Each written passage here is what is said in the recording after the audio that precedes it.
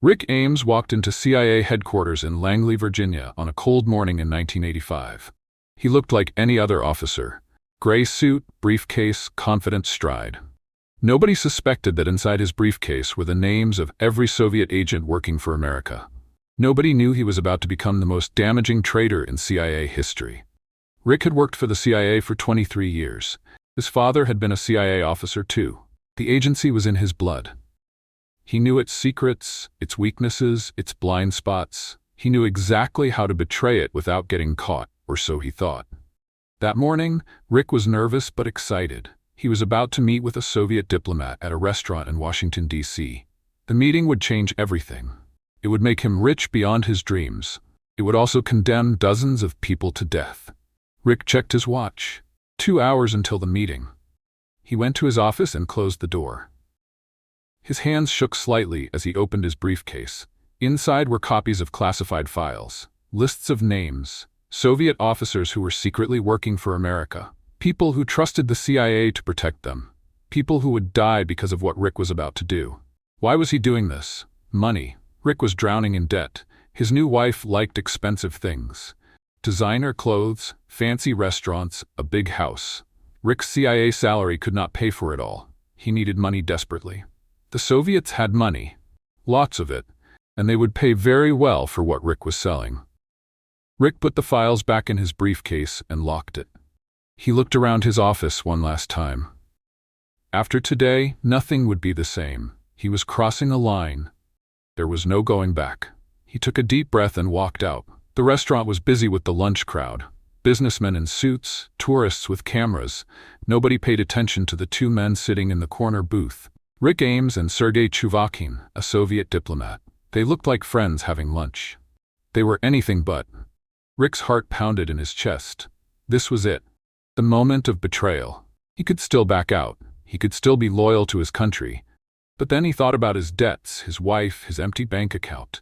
He thought about the $50,000 the Soviets promised him, just for this meeting. "Do you have it?" Sergei asked quietly in Russian. Rick spoke Russian fluently. That was one reason the CIA had hired him. Rick nodded. Under the table, he passed a manila envelope to Sergei. Inside were the names of 10 Soviet officers working for the CIA. 10 men who would be arrested, tortured, and executed. Rick tried not to think about that. He tried to think only about the money. Sergei took the envelope without looking at it. He slid another envelope back to Rick. "Count it later," he said. 50,000 as promised. If this information is good, there will be much more." "It's good," Rick said. His voice sounded strange to his own ears. Hollow, like it belonged to someone else. They finished their lunch making small talk. To anyone watching, they were just two colleagues discussing business. When they left, they shook hands and went separate ways. Rick walked to his car slowly. The envelope felt heavy in his pocket, heavy with blood money. That night, Rick could not sleep. He kept thinking about the 10 men he had betrayed. Were they being arrested right now? Were they being questioned? He tried to push the thoughts away. He had made his choice. There was no going back now. In the morning, he would deposit the money and continue his normal life. Nobody at the CIA would ever know, or so he believed. Over the next few months, Rick met with Soviet handlers many times. Each meeting meant more names, more secrets, more money. The Soviets paid him well. Very well. Soon Rick had hundreds of thousands of dollars hidden in foreign bank accounts. His money problems disappeared. He bought expensive things. A new car, designer suits. His wife was happy. That was all that mattered. Or was it? At the CIA, people started noticing strange things. Soviet agents were disappearing. Operations were failing. Sources were going silent. Something was very wrong. But nobody suspected Rick. He was a trusted officer, a loyal American. The son of a CIA man. They looked everywhere for the leak except at Rick. Rick grew more confident. He thought he was too smart to get caught. He thought he had covered his tracks perfectly. He started taking bigger risks. He gave the Soviets entire filing cabinets of classified information. He told them about CIA operations around the world. He compromised hundreds of agents. The damage was enormous, catastrophic. The money kept flowing. Rick bought a house in Virginia for $500,000. He paid cash. That should have raised red flags. How could a CIA officer afford such a house on his salary? But nobody asked. Nobody checked. Rick felt invincible. At work, Rick acted normal. He went to meetings, he wrote reports, he had drinks with colleagues. He played the role of loyal CIA officer perfectly. But inside, he was changing. The guilt was eating at him. He started drinking more. He had affairs. His marriage suffered. But he could not stop. He was addicted to the money and the thrill of betrayal. The Soviets loved Rick. He was their best source ever. They called him their most valuable asset. They gave him a code name, Kolokol, which meant bell in Russian. Every time the bell rang, more American secrets fell into Soviet hands. And Rick Ames kept ringing that bell again and again. In Moscow, the arrests began. One by one, Soviet officers who worked for the CIA vanished. Dmitry Polyakov, a general who had spied for America for 18 years, arrested. Oleg Gordievsky, who warned the West about Soviet nuclear plans, almost caught but escaped. Adolf Tolkachev, who gave America Soviet military secrets, arrested. The list grew longer every month. These were not just names on paper. They were real people with families. Wives who cried, children who asked where daddy went, all because Rick Ames needed money for his expensive lifestyle. The body count rose, 10 deaths, 20, 30. Some estimates said Rick's betrayal killed more than 100 people. At CIA headquarters, panic set in. Something was catastrophically wrong. They had a mole, a traitor. But who? The CIA formed a special team to find the leak. They called it the Mole Hunt. Investigators looked at everything. Phone records, financial records, travel records. They interviewed hundreds of officers, but they could not find the traitor. Rick watched the investigation with growing fear. Would they find him? He started being more careful. He stopped meeting Soviet handlers in person. He used dead drops instead, secret hiding places where he left documents and picked up money. Parks, parking garages, quiet streets. Rick became an expert at tradecraft. But Rick made mistakes, small ones at first. He bought things he could not afford on his salary. He took unexplained trips. He had suspicious meetings. The clues were there for anyone who looked carefully. But the CIA investigators were looking in the wrong places. They suspected other people. Rick stayed off their radar. The Soviets kept paying. By 1989, Rick had received over $2 million. He was rich, but he was also trapped. He could not stop spying without the Soviets exposing him. He could not turn himself in without going to prison. He could only continue betraying his country and hope he never got caught. In 1991, the Soviet Union collapsed. The Cold War ended. Rick thought his spying days might be over, but he was wrong. The new Russian intelligence service still wanted American secrets. They still had compromise on Rick. Evidence of his betrayal. He had to keep spying or they would expose him. At the CIA, a new investigation started. The old mole hunt had failed. Too many agents had died. Too many operations had failed. Someone inside the CIA was selling secrets. The new team was more focused, more determined. They started looking at financial records very carefully. One investigator named Sandy Grimes was particularly determined. She had known some of the agents who were betrayed and killed. She took it personally. She worked day and night looking for clues. She checked every officer who had access to the compromised operations. The list of suspects was long, but she would find the traitor, no matter how long it took. Rick should have been terrified, but his arrogance blinded him. He thought he was too clever to get caught. He thought he had covered his tracks too well. He continued his normal life, going to work, collecting secrets, passing them to the Russians, getting paid. It had been going on for so long that it felt normal to him. But the net was closing. The investigators were getting closer. They noticed that Rick had bought an expensive house with cash. That was very suspicious. How did he get so much money? Rick had a cover story ready. He said his wife's family was rich. They gave them money. It sounded plausible, but was it true? The investigators started digging into Rick's wife's background. They checked her family's finances. They found nothing unusual. The family was comfortable but not rich enough to give away $500,000. Rick's story did not add up. For the first time in years, Rick's name appeared on the suspect list. Rick Ames did not know he was being investigated. He continued his normal routine. But in a secret office at CIA headquarters, investigators were building a case against him. They looked at everything: his bank records, his travel, his meetings. Slowly, a picture emerged. A picture of a traitor. The evidence was circumstantial at first. The expensive house, the foreign bank accounts, the unexplained wealth. But it was not proof. The CIA needed more. They needed to catch Rick in the act of betraying his country. They needed surveillance. They needed to watch him day and night. The FBI joined the investigation. This was now a criminal case. Special agents started following Rick everywhere. They watched his house, they followed his car, they recorded his phone calls. Rick had no idea he was being watched. He thought he was still safe, still untouchable. One day, investigators searched Rick's trash. This was legal. Once trash is on the street, anyone can look through it. What they found was shocking. Pieces of paper with Russian words. Draft messages to his handlers. Rick had been careless. He thought shredding documents was enough. He was wrong. The investigators pieced the shreds together like a jigsaw puzzle. The evidence was mounting, but the CIA still needed definitive proof. They needed to catch Rick passing secrets to the Russians. They needed to see him at a dead drop. They needed photographs, video, evidence that would hold up in court. The surveillance continued.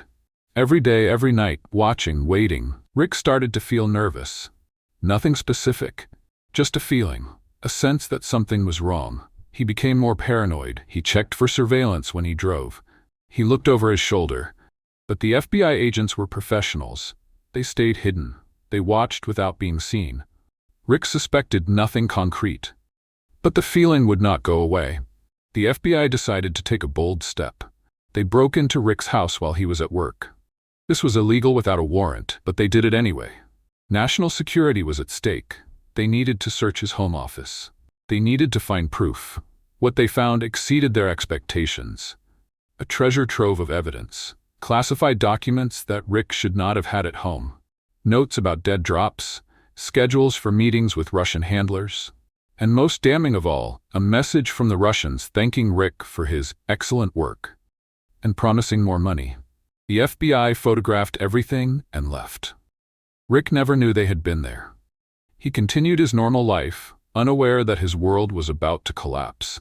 The investigators now had enough evidence to arrest him. But they wanted more.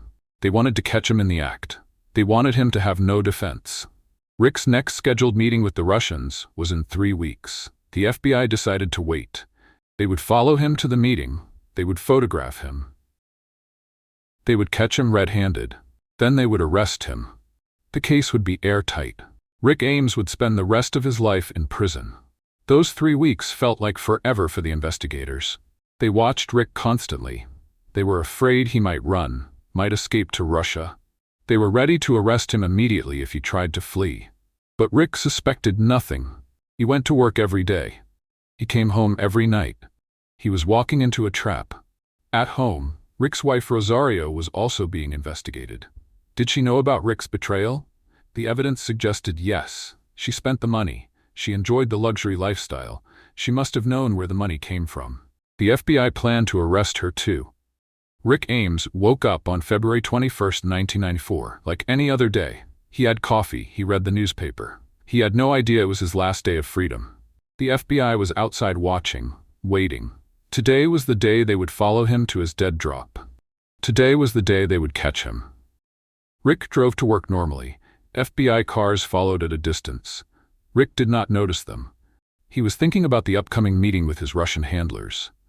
He had prepared a package of classified documents. Top secret information about CIA operations. The Russians would pay well for it. Another $100,000 at least.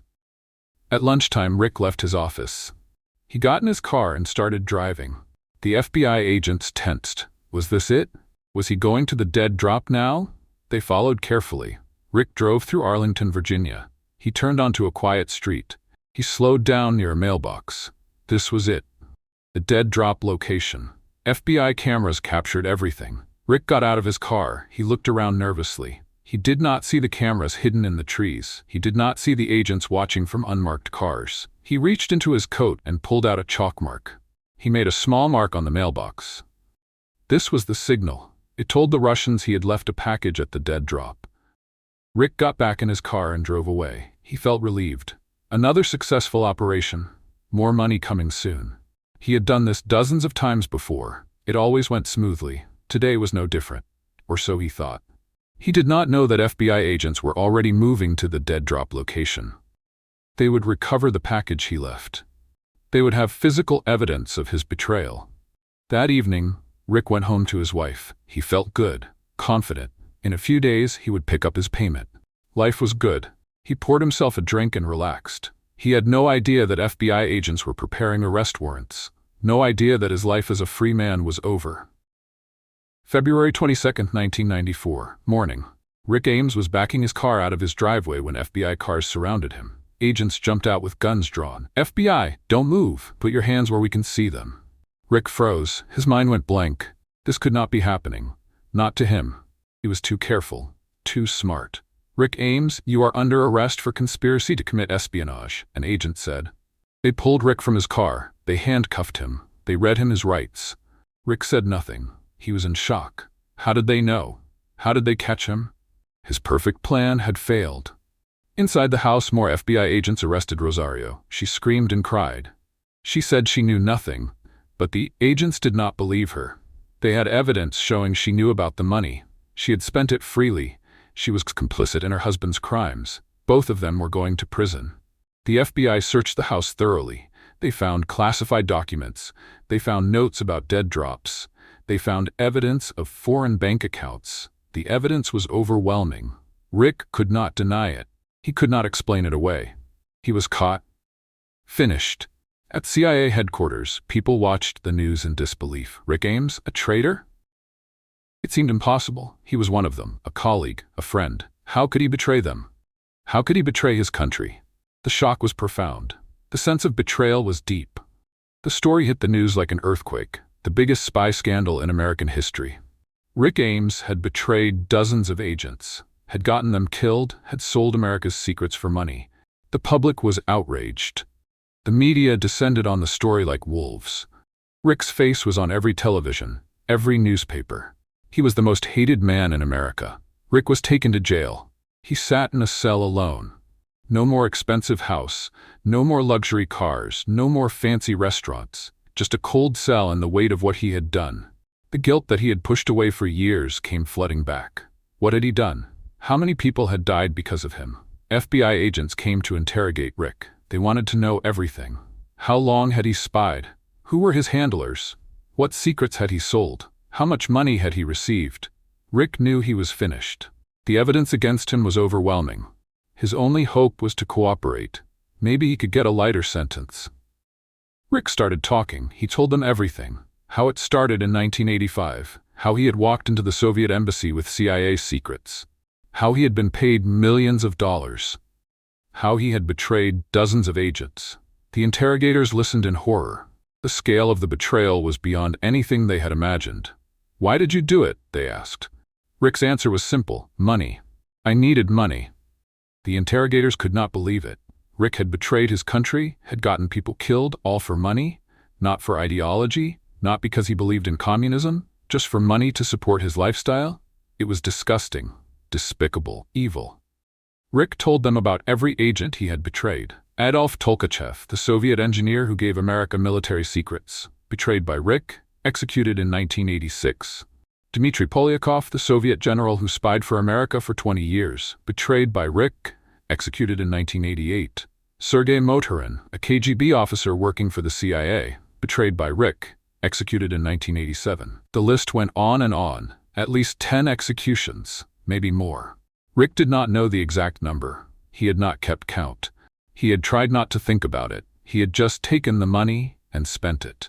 Now, hearing the names read back to him, the reality hit hard. He had killed these people. Their blood was on his hands. Rick's cooperation did not earn him much sympathy. The damage was too great, the betrayal too deep. He would spend the rest of his life in prison. There was no question about that. The only question was whether he would face the death penalty. Espionage in wartime was a capital crime.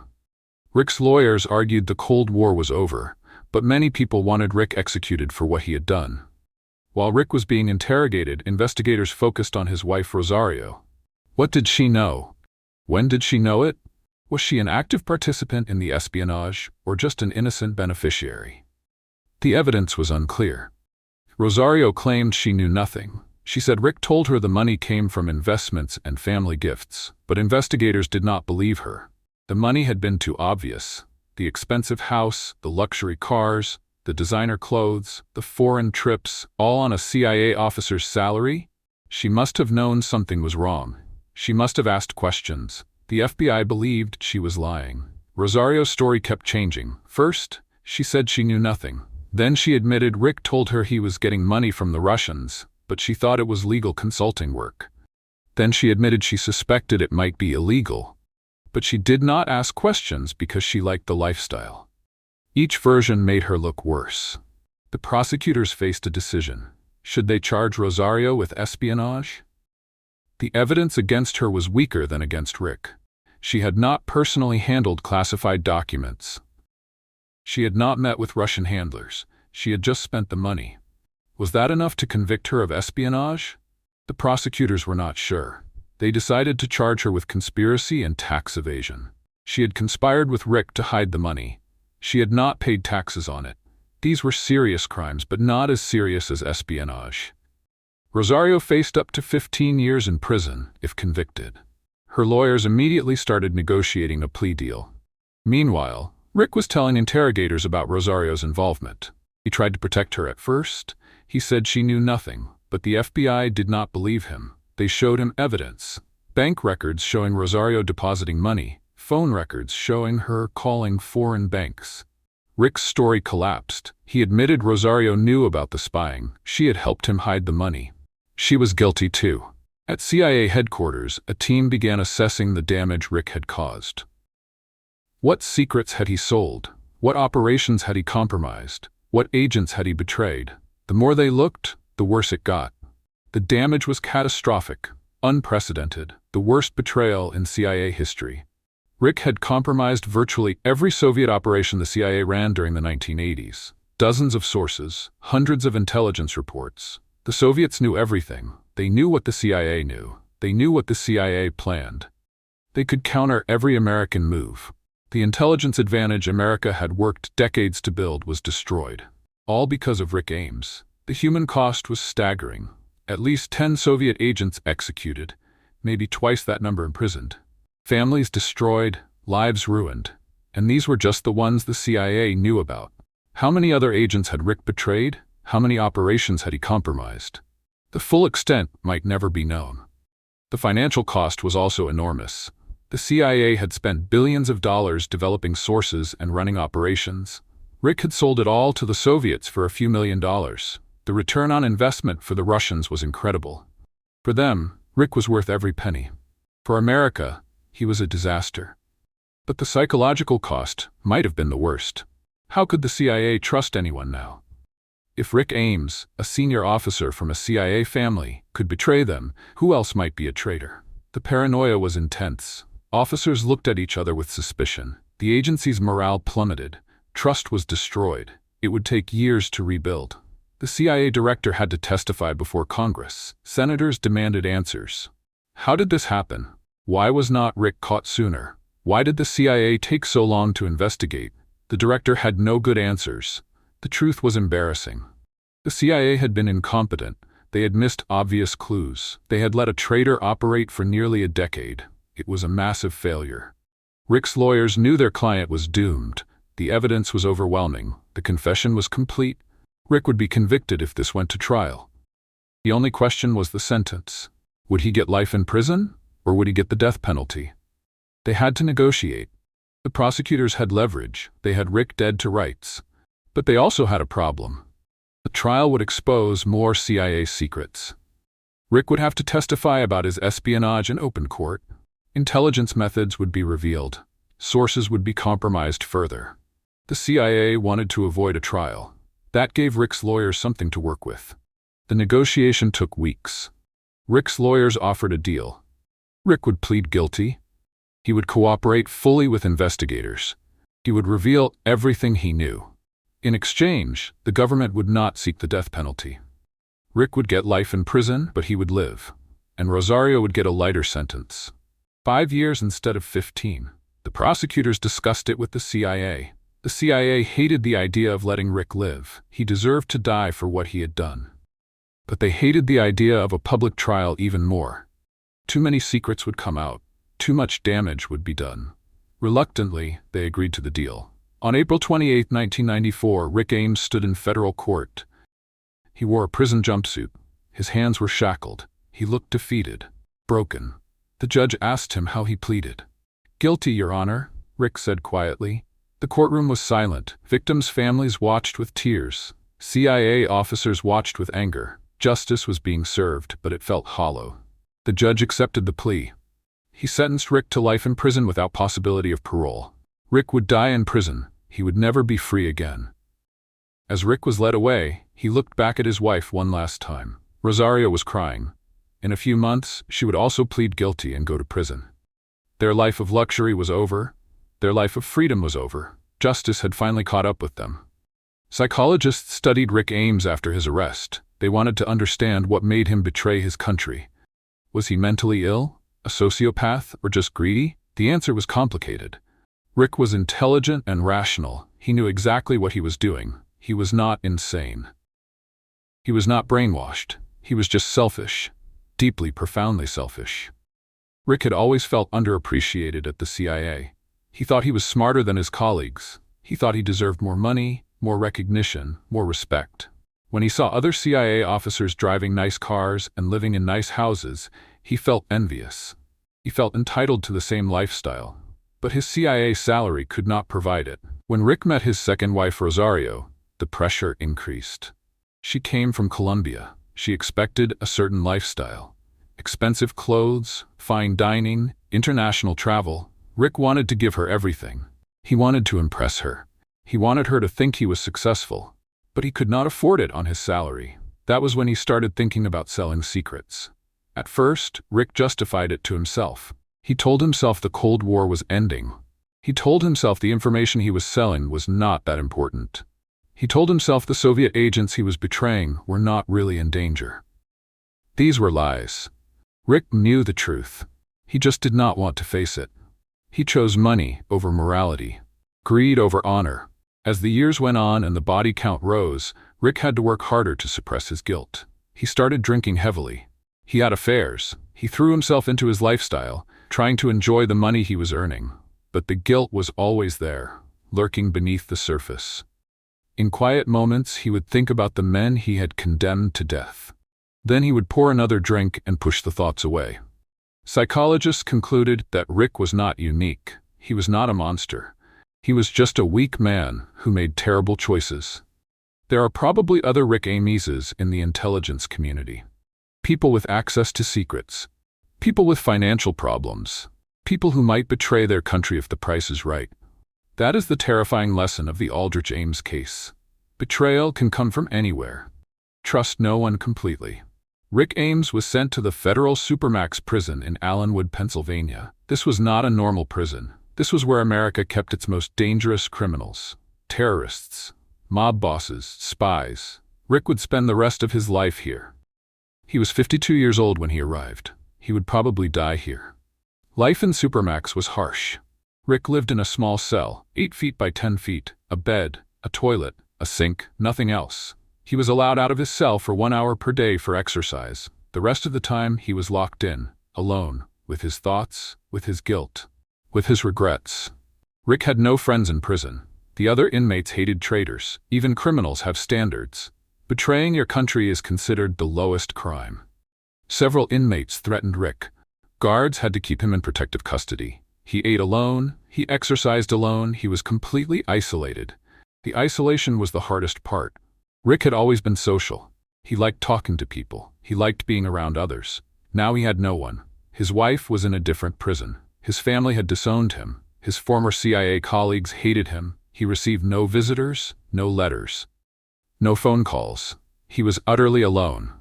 To pass the time, Rick read books. The prison library was small but decent. He read history books, philosophy, literature. He had time to think about his life, about his choices, about what he had done. The guilt that he had suppressed for years came flooding back. In the silence of his cell, there was nowhere to hide from it. Rick tried to justify his actions in letters he wrote but never sent. He wrote about how the CIA had mistreated him, how he had been underpaid and undervalued, how the Soviet agents he betrayed were not innocent. But the words rang hollow even to him. There was no justification, no excuse. He had betrayed his country for money. He had gotten people killed. He was a traitor. That was the truth he had to live with for the rest of his life. Rosario Ames appeared in court for sentencing in October 1994. She had pleaded guilty to conspiracy and tax evasion as part of her husband's plea deal. She faced up to 5 years in prison. Her lawyers argued for leniency. They said she was a victim of Rick's manipulation. She had not known the full extent of his spying. She deserved mercy. The prosecutors disagreed. They showed evidence that Rosario had known about the spying. She had spent the money freely. She had enjoyed the luxury lifestyle. She had never asked questions. She had chosen to remain willfully ignorant because she liked being rich. That made her complicit. That made her guilty. The judge agreed with the prosecutors. He sentenced Rosario to 63 months in prison. 5 years and 3 months. It was a harsh sentence, but less than she could have received. Rosario cried as the sentence was read. Her life of luxury was over. She would spend the next 5 years in federal prison. Rosario was sent to a women's prison in California. It was less harsh than her husband's Supermax facility, but still prison. She shared a cell with another inmate. She worked in the prison kitchen. She attended mandatory classes.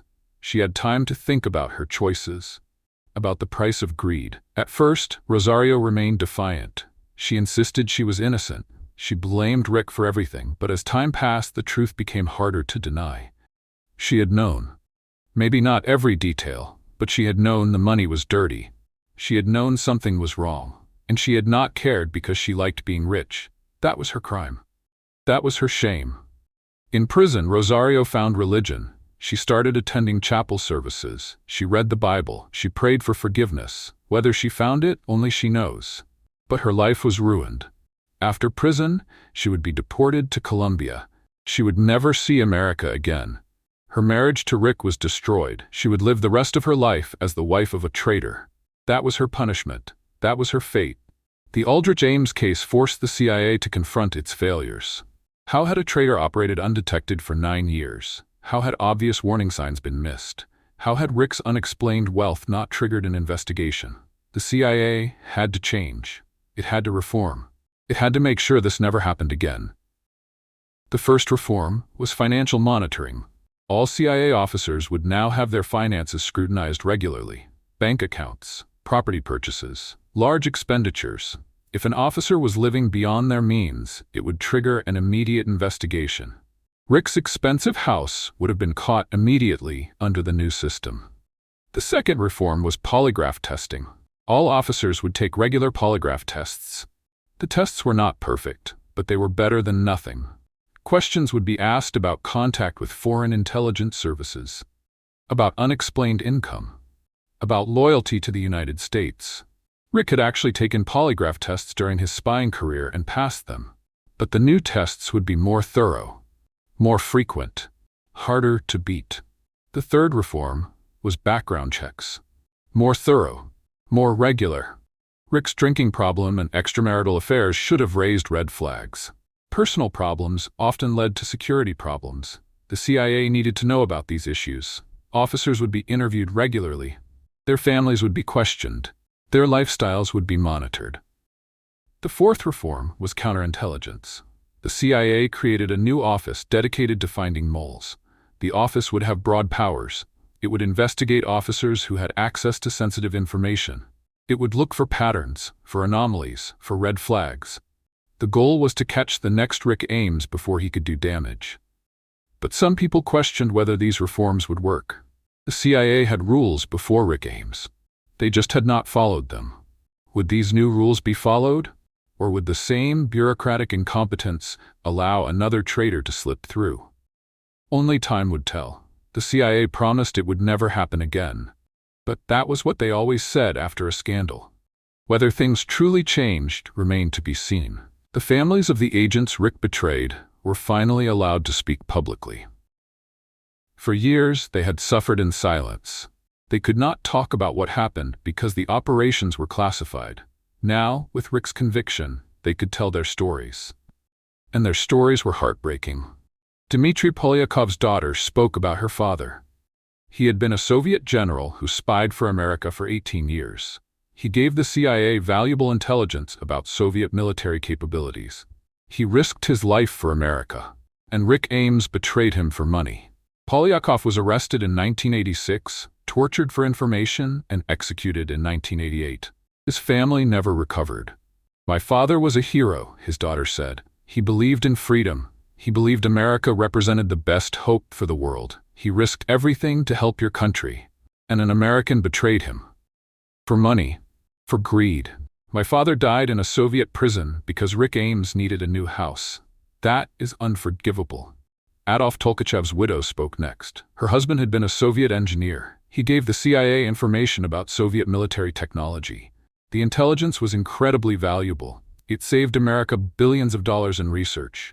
It gave America a military advantage, and Rick Ames sold him out. Tolkachev was arrested in 1985 and executed in 1986. "We had a good life," the widow said. "My husband had a good job. We had a nice apartment.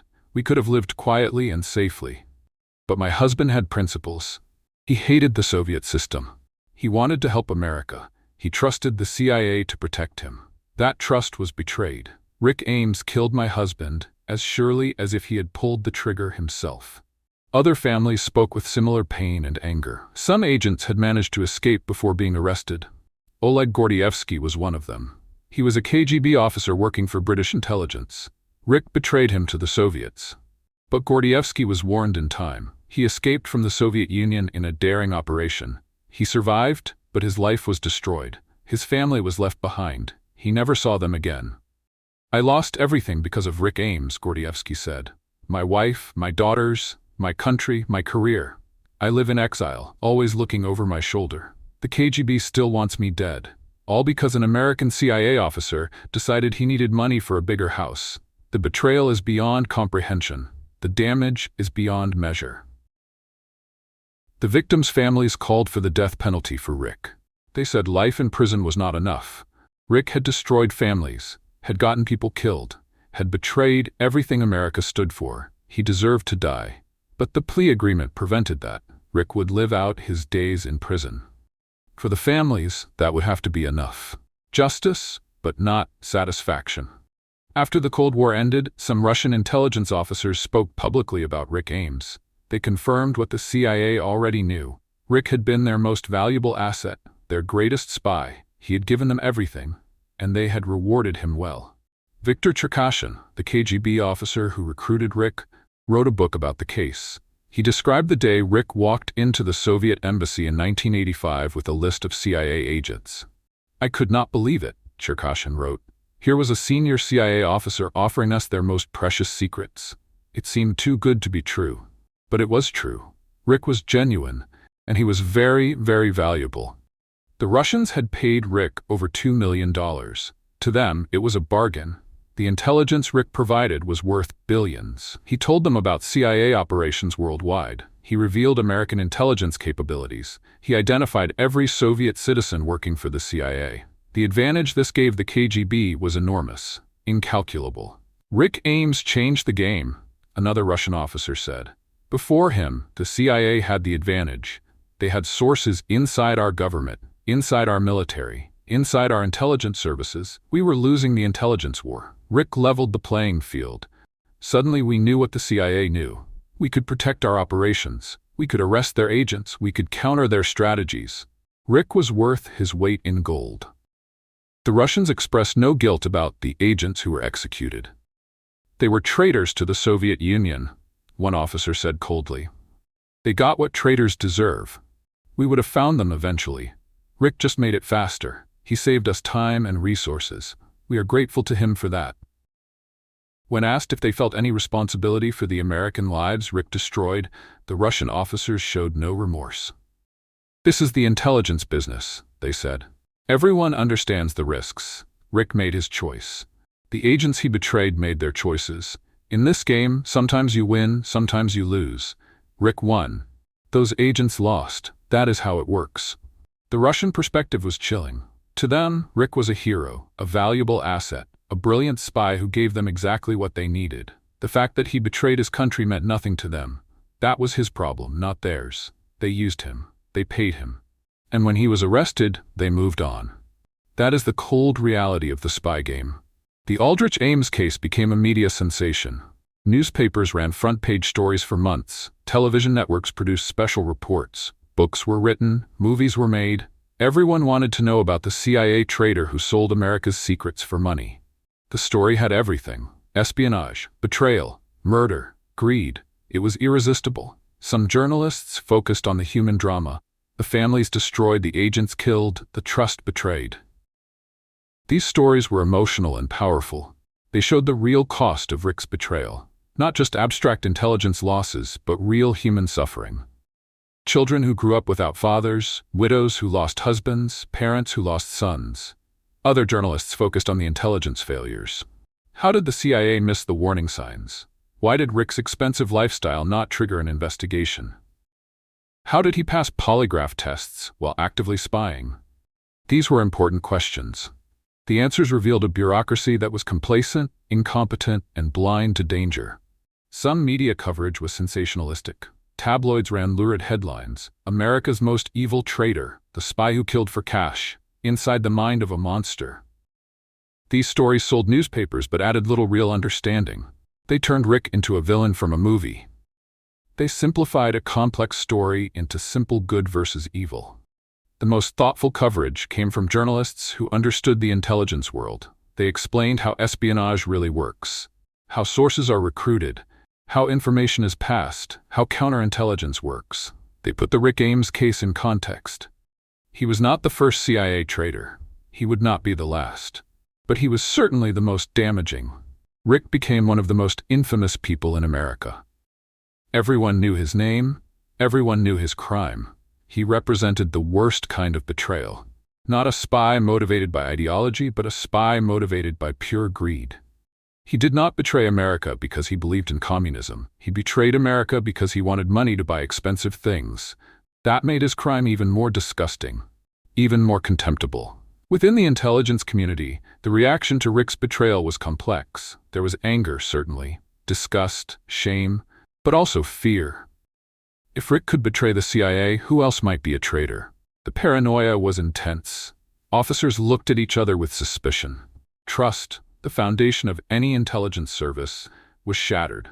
Some officers quit after the Ames case. They could not continue working in an environment where anyone might be a spy. The stress was too much, the suspicion too corrosive. They left for private sector jobs where betrayal meant losing money, not losing lives. The CIA lost experienced officers at a time when it needed them most. Others doubled down on security. They became hypervigilant. Every anomaly was investigated, every strange behavior reported. The CIA became a place of constant suspicion. Some said this was necessary. Others said it was paranoid. But no one could deny it was different. The comfortable collegiality of the past was gone. Now everyone was a potential threat. The CIA also had to rebuild its relationship with foreign intelligence services. America's allies had trusted the CIA to protect shared secrets. Rick had compromised some of those secrets. British intelligence, French intelligence, Israeli intelligence. They all had to assume Rick had betrayed their operations too. Trust had to be rebuilt slowly, painfully. Some intelligence officers tried to learn from the case. They studied Rick's methods, his tradecraft, his mistakes. They wanted to understand how he operated so successfully for so long.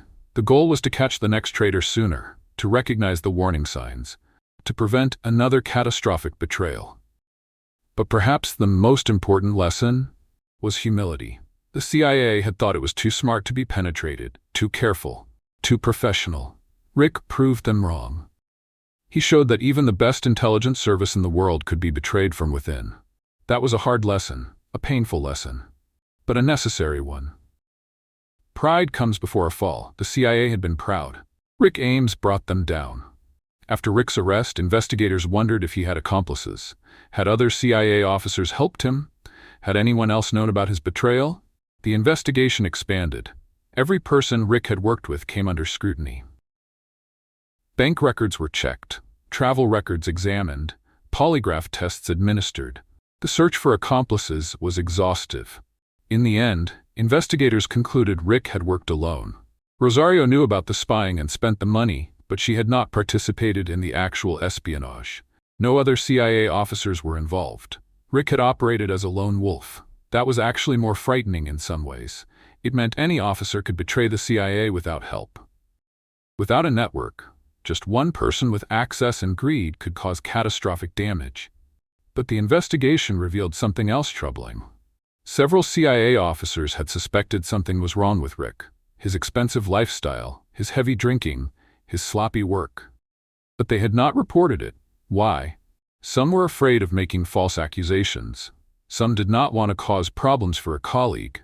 Some just did not want to get involved. Their silence had allowed Rick to continue spying. The CIA instituted a new policy. All officers had a duty to report suspicious behavior. Not reporting suspicions would itself be a security violation. The CIA could not afford silence anymore. Not after Rick Ames. If something seemed wrong, it had to be investigated.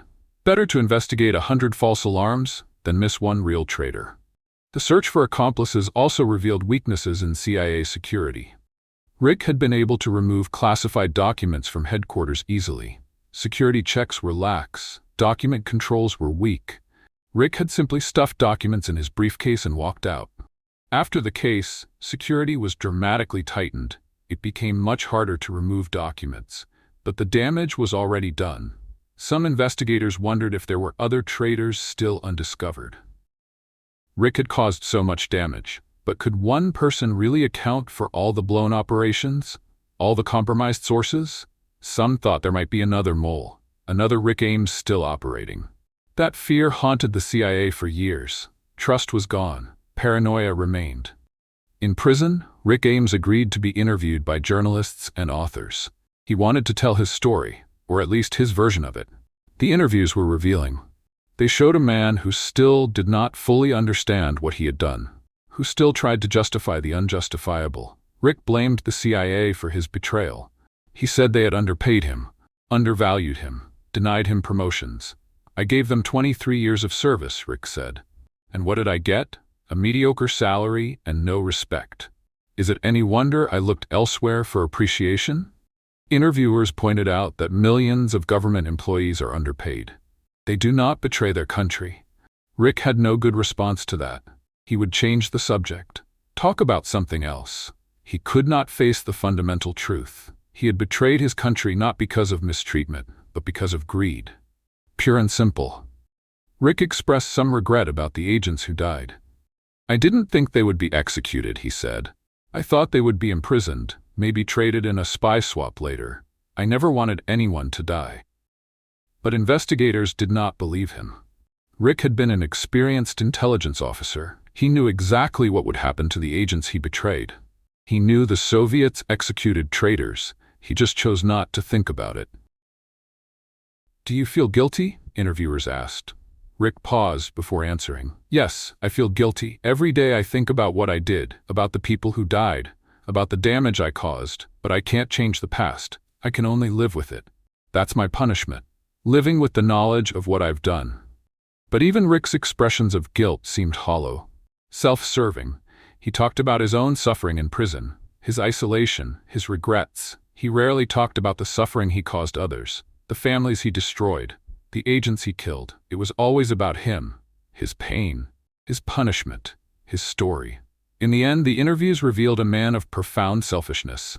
Rick Ames was not a complex figure. He was not a tragic hero. He was just a greedy man who made terrible choices and destroyed many lives. No amount of reflection or regret could change that. His legacy was fixed. He would forever be remembered as one of America's worst traitors. 20 years after his arrest, the impact of Rick Ames's betrayal was still being felt. The CIA had rebuilt its Soviet operations, but it took years. Sources had to be recruited. Networks had to be established. Trust had to be earned. The Cold War might have ended, but the need for intelligence on Russia continued. Rick's betrayal set American intelligence back a decade. The families of the victims never recovered. Some divorced. Some descended into alcoholism. Some lived in constant fear that other family members might be targeted. The trauma was deep and lasting. No amount of time could heal it. Rick Ames had destroyed not just agents, but entire families. Generations of suffering flowed from his betrayal. The CIA's reputation suffered too. The agency that was supposed to protect America's secrets had been penetrated by a traitor. The agency that was supposed to catch spies had been blind to one in its own ranks. Congress cut the CIA's budget. Presidents expressed disappointment. Public trust declined. The CIA had to work hard to rebuild its credibility. Counterintelligence became a higher priority. The CIA invested heavily in programs to detect insider threats. Technology helped. Computer systems could now monitor document access, flag suspicious patterns, alert security officers to potential problems. These systems might have caught Rick Ames earlier. They might prevent the next Rick Ames altogether. But technology was not enough. The human factor remained. People could still betray trust. People could still choose greed over honor. People could still fool polygraph tests and security screenings. The Rick Ames case taught a hard lesson. There is no perfect security, no foolproof system, only vigilance, only constant attention, only the willingness to investigate and act on suspicions. The legacy of Rick Ames was a CIA that was more suspicious, more paranoid, more security conscious. Some said this was necessary, others said it interfered with the CIA's mission. But everyone agreed that the old days were gone. The comfortable trust was gone. Rick Ames had killed it, and it would never return. Rick Ames remains in federal prison. He is 78 years old now. He will die in prison. He has no hope of parole, no hope of freedom. His days are spent in a small cell, alone with his thoughts and his guilt. He receives few visitors, fewer letters. The world has moved on. Rick has been forgotten by everyone except those whose lives he destroyed. Rosario Ames was released from prison in 1999 after serving 5 years. She was deported to Colombia immediately. She lives in Bogotá now, in anonymity. She changed her name. She does not give interviews. She wants nothing to do with her past. Her marriage to Rick effectively ended with their arrests. They have not seen each other in decades. They never will again. The CIA officers who investigated Rick have mostly retired. Sandy Grimes, the investigator who never gave up, wrote a book about the case. She wanted people to understand what Rick had done, the damage he had caused, the lives he had destroyed. Her book was praised for its accuracy and insight. It stands as the definitive account of the investigation. The families of the victims continue to live with their loss. Some have become advocates for intelligence community reform. They testify before Congress. They speak at CIA events. They work to ensure Rick Ames is never forgotten. That the lessons of his betrayal are never lost. That future traitors know they will be caught and punished. The Russian intelligence officers who handled Rick have also mostly retired. Some have died. Viktor Cherkashin, Rick's main handler, lived to old age before dying in 2020. He never expressed regret about Rick or the agents who were executed. To him, it was just business, just the intelligence game. No hard feelings. That cold pragmatism characterized the Russian approach to espionage. The Aldrich Ames case closed a chapter in American intelligence history, but it opened another. The CIA learned hard lessons, made important reforms, became more vigilant. Whether those changes are enough, only time will tell. But one thing is certain, the name Aldrich Ames will forever be synonymous with betrayal, with greed, with the terrible cost of choosing money over honor. That is his legacy. That is how history will remember him.